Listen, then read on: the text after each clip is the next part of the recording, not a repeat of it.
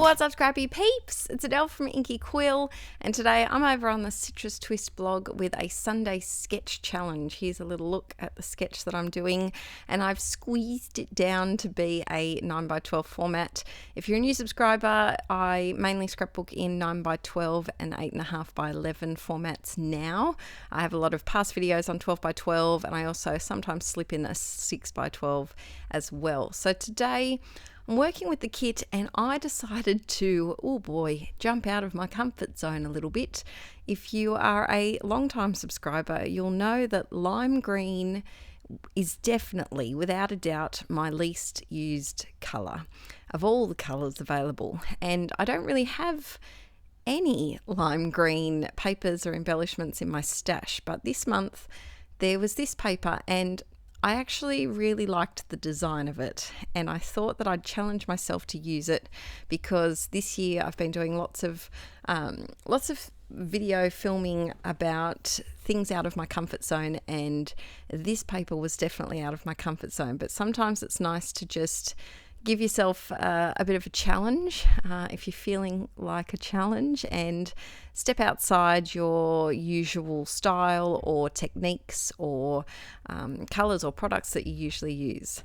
So I decided to pair it with this photo, and it's a little collage that I made of Arch outside, and I thought that this paper went really well with it because it is so green, and Archie was pretending to be a monkey in front of our frangipani tree, and I love this series of photos. I think that I was at first tempted to just scrapbook one of probably the last photo, that bottom right one, just as a large photo, but then I thought that it was a bit more fun and something a little bit different in the album to see the stages of him swinging on the deck fencing. So I'm going through with the sketch and trying to thin it down a little bit to suit the 9x12 format. If you are a traditional 12x12 scrapper, I highly recommend giving a different size a go. If you don't want to have the trouble of finding 9x12 page protectors, because they can be tricky to get your hands on, you could always try 8.5x11, which is just a normal plastic sleeve that you would use in a binder or a folder, because it's fun to, you do have to adjust the composition a little bit, because I find now that I'm rusty with 12x12s, and it is a different way of looking at a layout, and it can sometimes be just enough to refresh your scrappy mojo. So then I needed a tag, and so I just grabbed a tag from my stash and popped that in there with some twine that I had lying around. And then on the sketch, it had several circles kind of floating up. So I just grabbed my 1-inch Fiskars punch, and I just punched out a whole lot of different little circles. And I wanted to keep it with the colour scheme to kind of be blues and greens with a touch of neutral. That was my idea of the colour palette.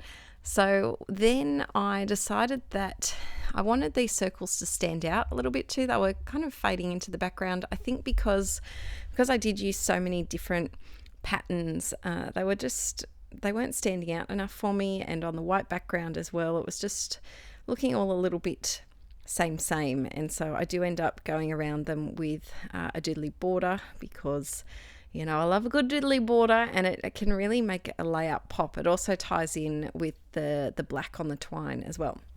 So I have been a busy little bee. I took, as you know, I took a little bit of time off over Christmas, and I didn't film anything for, I think it was 3 weeks, or maybe even 3.5 weeks. And it's the longest that I've probably had without filming since Archie was 2 weeks old. I took 2 weeks maternity leave and then went back into filming quite quickly after he was born. And so it was nice to have a little break over Chrissy, but I will admit, this layout, I felt so rusty. I felt a bit clunky, like I'd forgotten how a scrapbook page goes together. And I know there's no black and white rule of how pages go together, but I'd forgotten how I usually do a page, and so it was probably not the best idea to also challenge myself with a colour that I'm not comfortable with, but I did it, and I made the page, I think, work in the end.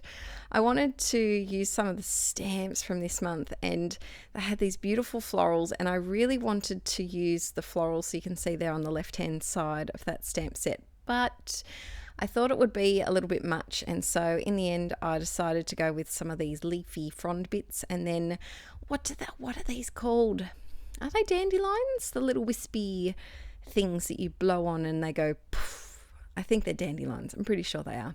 And so I wanted to use them because it kind of looked like Archie was just being a silly dingbat, and I could imagine these little dandelions just floating around behind him in the backyard. So then I was going through some of the other stamp sets for this month.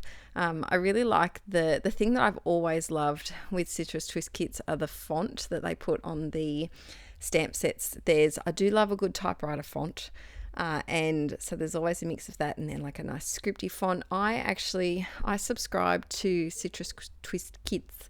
It's a bit of a tongue-tied mouthful. I subscribed to them years and years ago before I was on the DT, and I have to say they are my fave kit because I feel like they match my style quite well, apart from that lime green, but I made it work. And I just really like the colours and the fonts that seem to recur in the stamp sets and the little embellies. So next up, I wanted to use, in the sketch, there was a large space, there was a space up on the top right, and it had a really large title, and there was no large alpha, so I wanted to get a bit creative with how I was going to go about a title without digging into my stash. And so I found in the little embelly pack this magic, and I thought that it worked quite well because with I know dandelions aren't magical, but wispy little things flying through the air seem a little whimsical and magical, so I thought it would work. And I'm also just using some more of that paper strip up the top because whenever I use these chevron-y arrow type things, design things, I'm sure there's a proper name for them, I often like to have some pointing in from one way on the page and then some pointing the other way. And so I think that my eye goes first to the tag, and that tiny, you can just see one of the little arrows pointing on that left hand side, and then it goes across to the photo, and then it loops back up to the title, and the arrows kind of bring the eye back into the page and make it do a bit of a loop. So that's a bit of trick of the eye. You can always kind of use arrows to your advantage sometimes, to point them towards what you'd like to be the focus on your page. Then I used, I'm in love with those vellum strips. Luckily there was 2 sheets, so I don't have to hoard them too badly. And so I used some of those with some of the tiny word stickers. You know, I do like a good tiny word sticker. And then you can see by adding that doodly bit around those circles, it just makes it a bit more poppy, and just adding a couple gold glitter hearts from my stash now because I just couldn't resist. I had to add the gold glitter hearts. I would say those hearts or stars are on probably 90% of my layouts that I've made in the last 2 years, I reckon.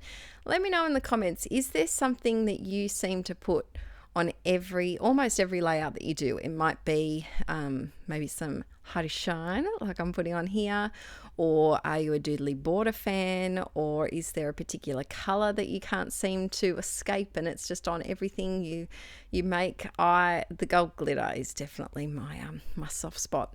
So now the layout's all done. I hope you enjoyed it. This was a little bit of a bonus video this week, so you can tune in next Saturday to another video over here on Inkie Quill, and then the following Friday I'll have a video on Let's Get Inky. I hope you enjoyed it. Let me know if you do have a go at the sketch. What am I doing here? Oh, wiping up all my Hearty Shine. I do like to. I'm a bit of an over Hearty Shiner. It gets everywhere.